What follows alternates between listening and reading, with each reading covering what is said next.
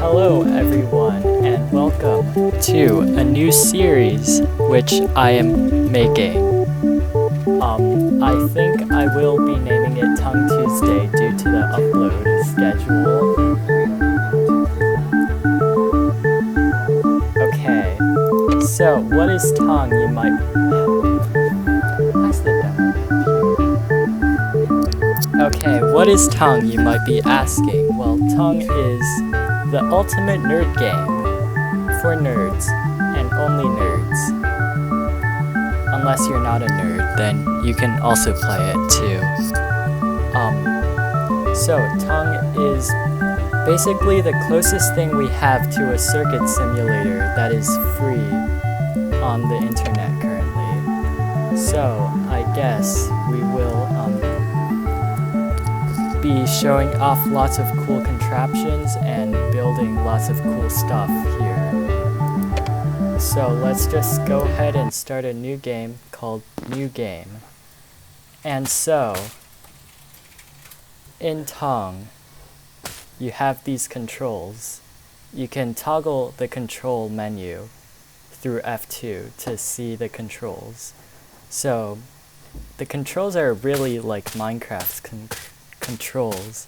Move with WASD, jump with space, flight with B in case you want to fly, control B to fly faster, and the world is relatively open, but it's also small too, which is very sad. So, with this world you can do many things. So let's start. If you scroll the wheel, the scroll wheel, you will see this kind of hotbar thing. These different components can be used differently to do different things. I'm sorry for not being very specific. So let's go through them, I guess, after we make a new board. So first let's start with the peg. You left click to place objects down and right click to attach wires to them by holding. The peg, it's kind of the basic piece. You can place wires on it and wire it up to different things like other pegs. And you can wire it around things like other pegs. And the peg kind of carries signal. It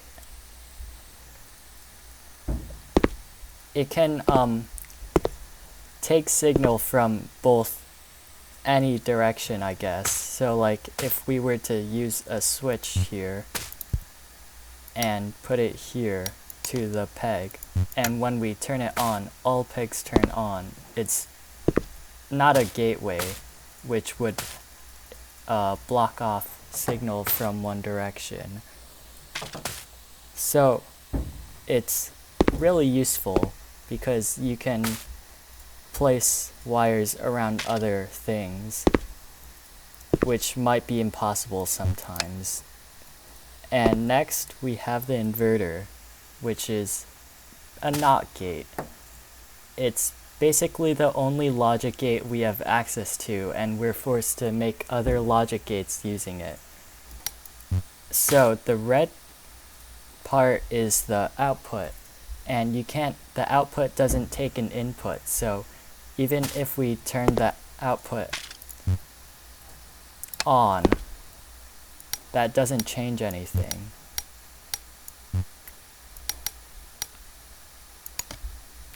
But when we turn the input on, the output turns off. So yeah, that's the inverter. Next, blotter. Blotters are like pegs, except signal can only travel through one direction. So if we place this here, you'll see that when we turn the lever on, the signal doesn't travel past the blotter. But if we place it on this side, the the signal does travel through the blotter. It's like a repeater with less delay in Minecraft, I guess. And next we have delayer, which is a blotter, but it has longer delay. So normally Tung runs at 100 ticks per second. A blotter and an inverter each have 1 tick delay, while a delayer has 10 ticks, or 1/10 of a second of delay. So if we put a switch here, you can see that it has a bit of delay when we turn it on. And if we make the game run at 10 ticks per second, you can see that clearly.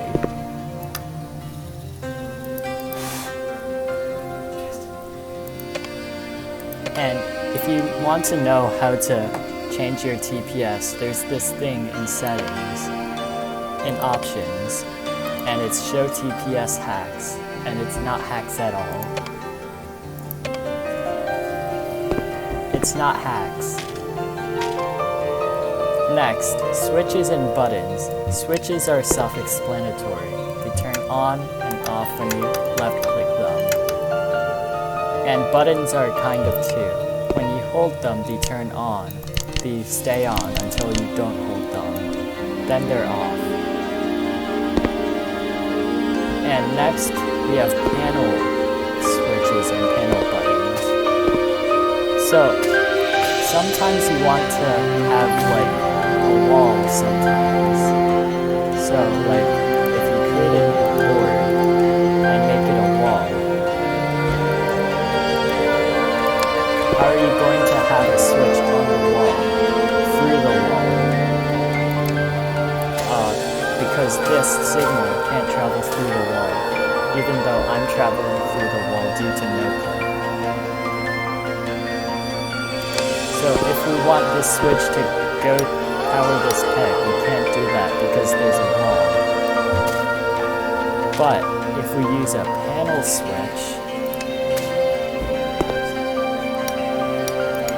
now we can power the peg on the other side of the wall, because the panel switch goes through the wall, and the board that's acting as a wall. And this is true for all other panel things, such as panel buttons.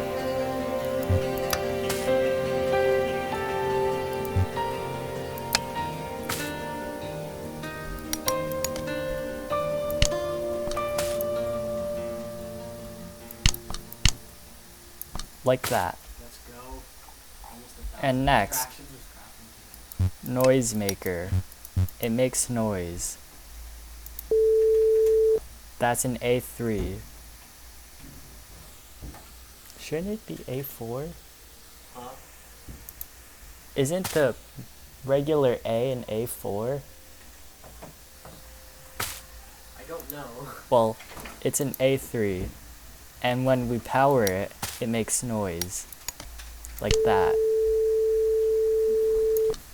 And if you want to be really annoying, you can hook up a clock to it. Like this.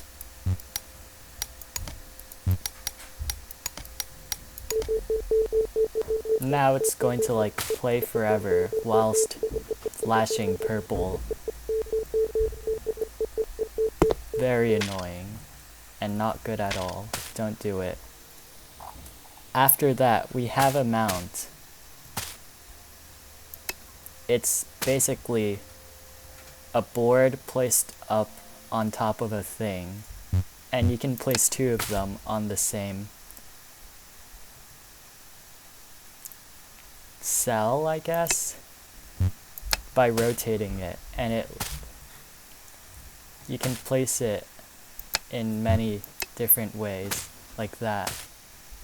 There's no gravity in this game because that would make things much harder. But if we can't destroy it because there's things on it. There are mounts on the mount, so we can't destroy the mount. And that's the same with boards, so you can't accidentally destroy a board that has things, other components on it, But if you have a normal board, we can destroy it because it has nothing on it. And snapping pegs. Snapping pegs are really unique, and they were kind of nerfed because stacking boards is bugged, which is not good. So snapping pegs, you can only connect one other component to it. So if you want to connect like a noisemaker to a snapping peg and a snapping peg to a snapping peg, you can't connect the noisemaker to the snapping peg if it's connected to a snapping peg via a black wire, which is really weird, but that's how it works, I guess. However, if you place two snapping pegs next to each other, as in two different cells, like that, they will automatically snap together with this blue wire, and then they can connect to other things, like this noisemaker, which is pretty useful if you're building like one small cell of a contraption and you want to like connect it without having to wire it. Snapping pegs. Yeah, but they're being removed.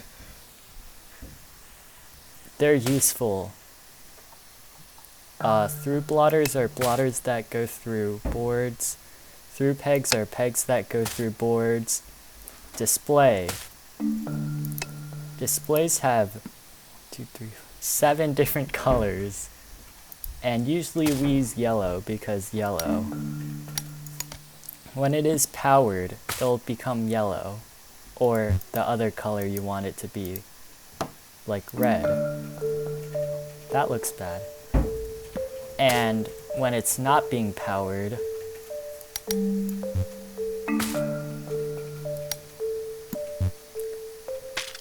it'll turn black because it's off.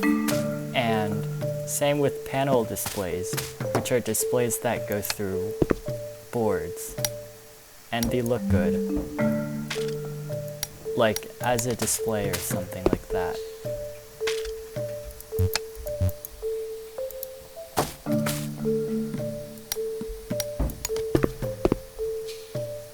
Like that, and if you place many of them together,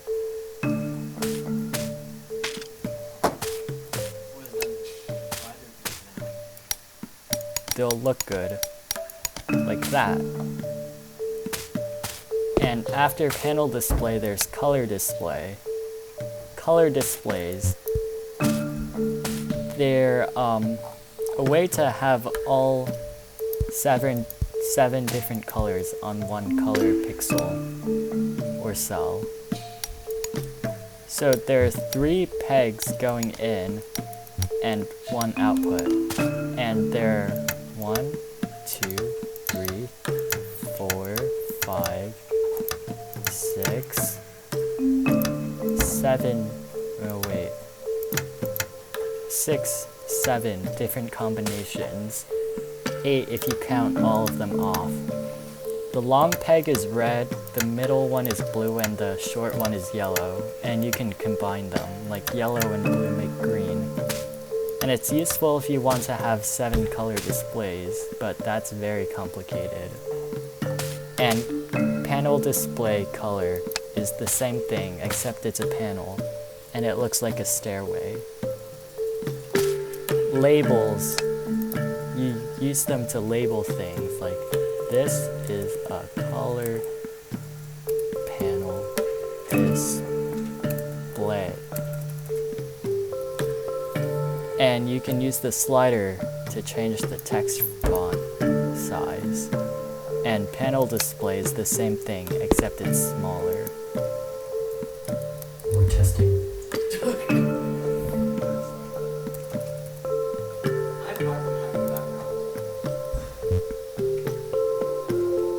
Oh, label. Okay, so that's every component described. Now, there are other basics in Tung that you might want to know. So when you have a component selected, you'll see this ghost to see where you will be placing it if you left click.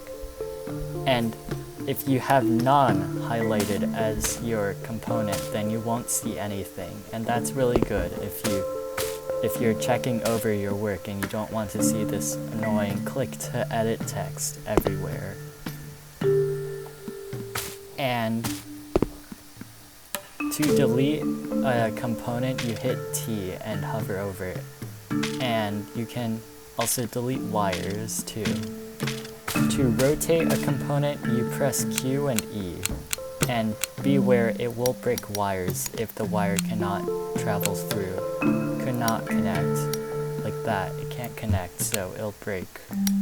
Which is not good when you accidentally rotate a component like an inverter in like a very big contraption, and then you have to go through lots of debugging to find out what broke. And also, these long ends, they're input ends, I guess. You can only, these ends can connect to other input ends, like that, or output ends, like that. And output ends are the smaller ones, the fatter ones. And they can only connect to input ends. They can't connect to output ends. Because you can't have an input going through an output. And lastly, in order to connect wires, you have to hold right click and on the first component and release right click when you hover over the place you want to connect it to. Like that.